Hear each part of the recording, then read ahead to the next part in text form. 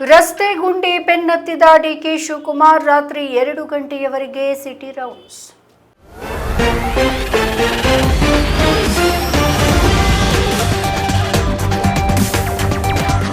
Silicon ಸಿಟಿಯಲ್ಲಿ ರಸ್ತೆ ಗುಂಡಿಗಳಿಗೆ break ಹಾಕಲು ವಿಶೇಷ ಕಾಳಜಿ ತೋರಿರುವಂತಹ ಉಪಮುಖ್ಯಮಂತ್ರಿ ಹಾಗೆ ಬೆಂಗಳೂರು ನಗರಾಭಿವೃದ್ಧಿ ಸಚಿವ ಡಿಕೆ ಶಿವಕುಮಾರ್ ತಡರಾತ್ರಿಯವರೆಗೆ ಫುಲ್ ಸಿಟಿ ರೌಂಡ್ ಮಾಡಿದ್ದಾರೆ. ಬೆಂಗಳೂರಿನ ಹಲವು ರಸ್ತೆಗಳಿಗೆ ಖುದ್ದು ಭೇಟಿ ನೀಡಿ ರಸ್ತೆ ಗುಂಡಿಗಳು ಮುಚ್ಚಿದ್ದ ಕಾಮಗಾರಿಗಳನ್ನು ಪರಿಶೀಲನೆ ನಡೆಸಿದ್ದಾರೆ.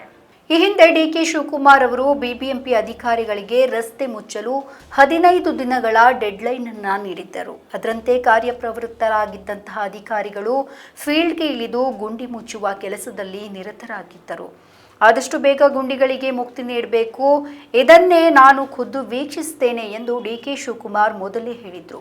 ಅದರಂತೆ ದಿಢೀರನ್ನೇ ಡಿಕೆ ಶಿವಕುಮಾರ್ ಅವರು ಫೀಲ್ಡ್ಗೆ ಇಳಿದು ಗುಂಡಿಗಳನ್ನು ಪರಿಶೀಲನೆ ಮಾಡಿದ್ದಾರೆ. ಅವರೊಂದಿಗೆ ಬಿಬಿಎಂಪಿ ಅಧಿಕಾರಿಗಳು ಕೂಡ ನಿದ್ದೆಗೆಟ್ಟು ಸಿಟಿ ರೌಂಡ್ಸ್ಗೆ ಜೊತೆಯಾಗಿದ್ದಾರೆ.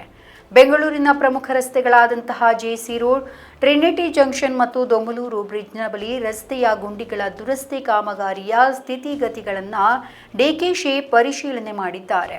ಕೆಲವು ರಸ್ತೆಗಳನ್ನು ತಾವೇ ಗಡಾರಿ ಮೂಲಕ ಗುಂಡಿಗೆ ಮುಚ್ಚಿದ್ದ ಡಾಂಬರನ್ನು ಅಗೆಯುವ ಪ್ರಯತ್ನ ಕೂಡ ಮಾಡಿದ್ದಾರೆ.